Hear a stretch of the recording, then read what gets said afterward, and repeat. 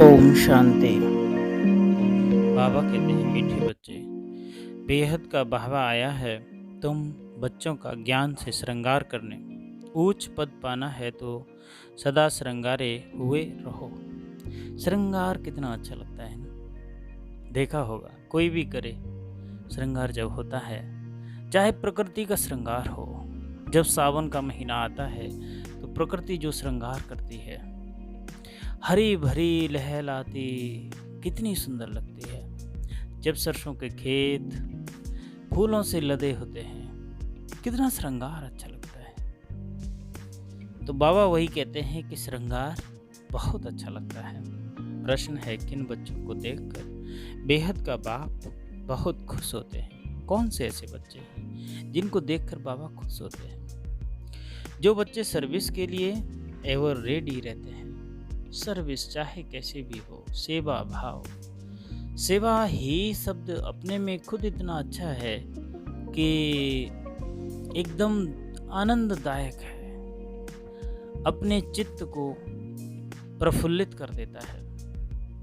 अलौकिक और पारलौकिक दोनों बाप को पूरा फॉलो करते हैं। ज्ञान योग से आत्मा को श्रृंगारते हैं, पत्तों को पावन बनाने की सेवा करते हैं। ऐसे बच्चों को देख बेहद के बाप को बहुत खुशी होती है। बाप की चाहना है मेरे बच्चे, मेरे बच्चे। कितना अच्छा लगता है ना, मेरे बच्चे मेहनत कर उच्च पद पाया। कोई भी पद पाना हो, चाहे वो लौकिक में हो चाहे पारलौकिक में हो, मेहनत तो दोनों में लगती है। लेकिन सहज पा सकते हैं हम पारलौकिक का पद। यहाँ पद पाना आज बहुत मुश्किल है। कोई कुर्सी प्रधानमंत्री की पाना चाहे तो लाखों उसके दावेदार हैं और अपने अपने में खींच रहे हैं आपस में तमाम हजारों झूठ। लेकिन ईश्वर के लिए तुमको एक शब्द भी बोलना नहीं है, वो पद मिल जाएगा जिसके लिए कहते हैं ना कि कबीरदास जी कहते थे कि कहत कबीर कबीर, हरे पीछे पीछे फिरता है और कहता है कबीर कबीर रुक जा रुक जा। मतलब ऐसा लगता है कि भगवान उनकी झोली में रहता है। ऐसे वो रियल है। मीरा कितने, बाबा खुद दादा लेखराज। हाँ, तो बहुत आनंद आता है इसमें। तुमको झूठ भी नहीं बोलना है और वो पद मिल जाएगा जो आप सोच भी नहीं सकते। बाबा कहते हैं रूहानी बाप रूहानी बच्चों के प्रति कहते हैं कि बच्चे प्यारे। बाबा कहते हैं कि आप बहुत प्यारे, बेहद प्यारे लगते हो। बाप बच्चों को शिक्षा सावधानी देते हैं कि बच्चे उच्च पद पाए। यही बाप की चाहना होती है। तो बेहद के बाप की भी यह इच्छा रहती है। बच्चों को ज्ञान और योग के गहनों से श्रृंगारते हैं। ज्ञान और योग देखा होगा स्थूलता में तो वो वैसा श्रृंगार करते हैं जो बह जाता है, पसीना आने पर ढल जाता है और जरा सा भी होने पर इधर उधर हो जाता है, अच्छा नहीं लगता है। लेकिन बाबा ज्ञान का श्रृंगार करना चाहते हैं और वो उच्च पद देना चाहते हैं। बच्चे उच्च पद पाएं, अलौकिक बाप भी खुश होते हैं तो पारलौकिक बाप भी खुश होते हैं। जो अच्छी रीति पुरुषार्थ करते हैं उन्हों को देखकर गाया भी जाता है फॉलो फादर। तो दोनों को फॉलो करना है। एक है रूहानी बाप, दूसरा फिर है अलौकिक फादर। तो पुरुषार्थ कर उच्च पद पाना है। तुम जब भट्टी में थे, भट्टी का मतलब है कि जब तुम पक रहे थे। भट्टी में क्या होता है? भट्टी शब्द ही है कि उसमें कुछ पकाया जाता होगा। जैसे भट्टे में ईंट पकती है, हम खाना बनाते हैं भट्टी पर, तो भी उसमें एक कहना चाहिए कि अच्छी चीज़ बन के तैयार। लोहे को तपाया जाता है, सोने को निखारा जाता है। तो भट्टे का मतलब है कि हम जब योग तपस्या में रहते हैं तो वो एक तरह से क्या है, भट्टी है, हमारी योग साधना है। तो सबका ताज सहित फोटो निकाला गया था। बाप ने तो समझाया है कि लाइट का ताज कोई होता नहीं है, यह एक निशानी है पवित्रता की जो सबको देते हैं।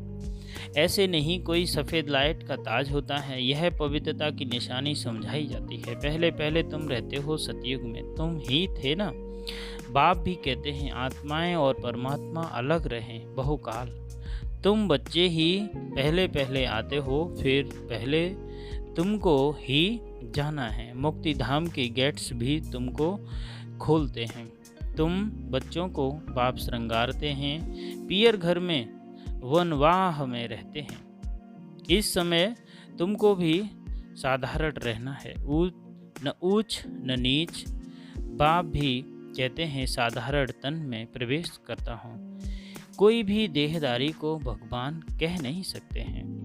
मनुष्य मनुष्य की सदगति कर नहीं सकते, सदगति तो गुरु ही करते हैं। मनुष्य 60 वर्ष के बाद वानप्रस्थ लेते हैं, फिर गुरु करते हैं। यह भी रस्म अभी की है जो कि भक्ति मार्ग में चलती है। आजकल तो छोटे बच्चे भी गुरु करा देते हैं, देखा होगा। दीक्षा दिला दी, कहते हैं कि हमने दीक्षा दिला दी है, किससे? फलाने से, गुरु से। बच्चा अभी समझदार भी नहीं हुआ है, उसके हक के बारे में भी नहीं जानते हैं कि आखिर ये आगे करेगा क्या। हो सकता है उसी गुरु के बारे में वह अभद्र टिप्पणी करे, लेकिन हम बाद में बताएंगे ये तुम्हारे गुरु हैं, और तो हमको बुरा लगे। लेकिन बच्चा समझदार ही नहीं हुआ है, लेकिन हमने कहते हैं कान फुकवा दिया है। गुरु दक्षिणा कहना चाहिए, गुरु प्रसाद मिल गया इसको, तो क्या मतलब है इसका? बाबा कहते हैं आत्मा तो स्टार मिशल बिंदी है, बाप भी बिंदी है। उस बिंदी को ही ज्ञान सागर कहा जाता है। तुम भी छोटी आत्मा हो, उसमें सारा ज्ञान भरा जाता है। तुम फुल ज्ञान लेते हो, पास विद ऑनर होते हो ना। ऐसे नहीं कि शिवलिंग कोई बड़ा है। जितनी बड़ी आत्मा है उतनी ही परम आत्मा है। आत्मा पर धाम से आती है पाठ बजाने। बाप कहते हैं मैं भी वहाँ से आता हूँ, परंतु मुझे अपना शरीर नहीं है। मैं रूप भी हूँ, बसंत भी हूँ। रूप बसंत की कहानी सुनी होगी। परम आत्मा रूप है, उसमें सारा ज्ञान भरा हुआ है। ज्ञान की वर्षा बरसाते हैं तो सभी मनुष्य पाप आत्मा से पुण्य आत्मा बन जाते हैं। बाप गति सदगति दोनों देते हैं। तुम सदगति में जाते हो, बाकी सब गति में, अर्थात अपने घर से जाते हैं। देखो सदगति और गति, गति कहना चाहिए कि लौकिक में स्थूलता में कोई भी शरीर छोड़ता है अपना, तो यहाँ से जाता है तो हम कहते हैं उसकी गति हो गई, चला गया शरीर छोड़ करके।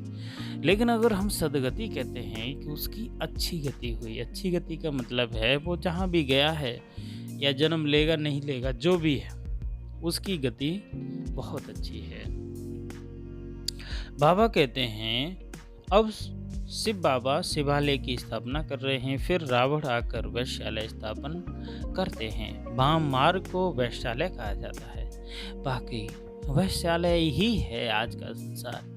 कम वासना की ऐसी कहना चाहिए हवाएं बह रही हैं। जहाँ देखो बच्चा हो, बूढ़ा हो, जवान हो, सभी में एक ही लौ है, बस पता नहीं क्या पाने की समझ में नहीं। हर चीज़ में वो उसी को देखते हैं कि उनको धार्मिकता से कोई मतलब नहीं, आध्यात्मिकता से कोई मतलब नहीं। और आजकल का तो नेटवर्किंग सिस्टम इतना है कि वो सारा का सारा पोर्नोग्राफिक है एक तरह से।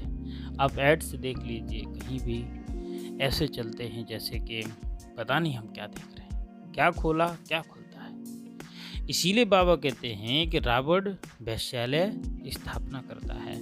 बाबा के पास बहुत बच्चे जो शादी करके भी पवित्र रहते हैं। देखो बाबा के पास बच्चे आते हैं, बलग्रस्त में रहे लेकिन फिर पवित्र बन जाते हैं। ऐसे वही कई भाइयों को मैं खुद जानता हूँ कि वो बाबा के साथ चलते हैं लेकिन वो पवित्र रहते हैं। पवित्रता में वो शक्ति है जो हमको कहना चाहिए कि हमारा मुंह से निकला हुआ शब्द वो जो होने वाला, जैसे हमने कहा कि भाई मेरा ये काम सफल हो जाता है।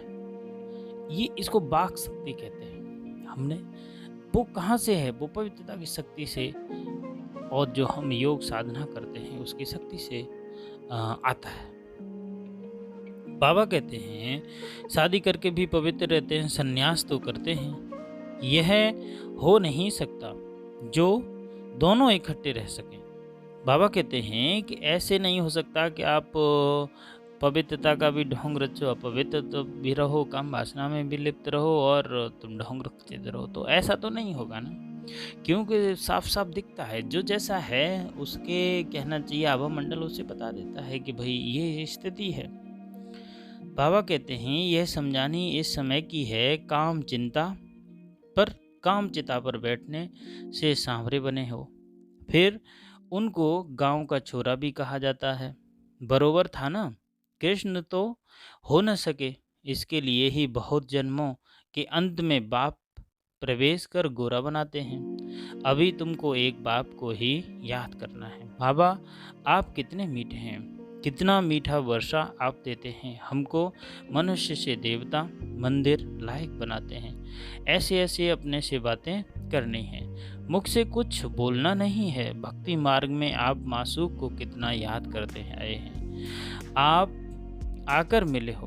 बाबा कहते हैं अभी बच्चे भी अभी मिले हैं, बाबा भी अभी मिला है। बाबा आप तो सबसे मीठे हो, आपको हम क्यों नहीं याद करेंगे। आपको प्रेम का शांति का सागर कहा जाता है। आप ही वर्षा देते हो, बाकी प्रेरणा से तो कुछ भी नहीं मिलता। बाप तो सम्मुख आकर के तुम बच्चों को पढ़ाते हैं, यह पाठशाला है ना। बाप कहते हैं मैं तुमको राजाई का पाठ राजा बनाता हूँ, यह राजयोग है। तुम मूल वतन, सूक्ष्म वतन और स्थूल वतन को जान गए हो, इतनी छोटी आत्मा कैसे पाठ बजाती है। बाबा कहते हैं तुमने मूल वतन को जाना है, सूक्ष्म वतन को भी जाना, स्थूलता में भी तुम जानते हो। इसीलिए बाबा ने जो आज धारणा के लिए पॉइंट कहे हैं, मुख्य पॉइंट हैं कि स्वदर्शन चक्र फिराते पापों को भस्म करना है। क्या करना है? सुदर्शन चक्र स्वयं का दर्शन करना है। जैसे जानकी दादी कहा करती थी कि 97-95% में खुद में ही लीन रहती हूँ, 5% में बाबा को याद करती हूँ। इसका मतलब ये है माना कि बाबा खुद ब खुद उनमें ही रहता है, जिससे कि उनको कहीं जाना नहीं पड़ता। जैसे मछली कहना चाहिए सागर में रहती है, पानी में ही रहती है, और वो पानी की ही तलाश करती है। पानी कहाँ है? वो पानी में है। उस दिन उसको मालूम पड़ता है जब वो पानी से बाहर चली जाती है। जब बाहर जाती है तो पानी की वैल्यू पता चलती है। तो इसीलिए दादी भी कहा करती थी कि मैं खुद में अपना चिंतन करती हूँ, बाबा सामने रहता है 97%। बहुत बड़ी बात है ये। तो स्वयं का दर्शन करो। बाबा कहते हैं कि पापों को भस्म करना है, रूहानी पढ़ाई से अपना पद श्रेष्ठ बनाना है। किसी भी परिस्थिति में आंसू नहीं बहाने हैं। यह वानप्रस्थ अवस्था में रहने का समय है, इसीलिए वनवाह में बहुत साधारण रहना है, न बहुत ऊंच न बहुत नीच। वापस जाने के लिए आत्मा को संपूर्ण पावन बनाना है। वरदान है मनन शक्ति द्वारा बुद्धि को शक्तिशाली बनाने वाले मास्टर सब शक्तिमान भव। मनन शक्ति ही दिव्य बुद्धि को खुराक है। मनन शक्ति ही क्या है? दिव्य बुद्धि की खुराक है। जैसे भक्ति में स्मरण करने के अभ्यासी हैं, ऐसे ज्ञान में स्मृति की शक्ति है। इस शक्ति द्वारा मास्टर सर्वशक्तिमान बनो। रोज अमृत वेले अपने एक टाइटल को स्मृति में लाओ और मनन करते रहो, तो मनन शक्ति से बुद्धि शक्तिशाली बनेगी। शक्तिशाली बुद्धि से ऊपर माया का बार नहीं हो सकता, परवश नहीं हो सकते, क्योंकि माया सबसे पहले व्यर्थ संकल्प रूपी बाण द्वारा दिव्य बुद्धि को ही कमजोर बनाती है। इस कमजोरी से ही बचने का साधन है मनन शक्ति। मनन शक्ति बहुत बड़ी शक्ति है। स्लोगन है कि आज्ञाकारी बच्चे ही दुआओं के पात्र हैं। दुआओं का प्रभाव दिल को सदा संतुष्ट रखता है। ओम शांति।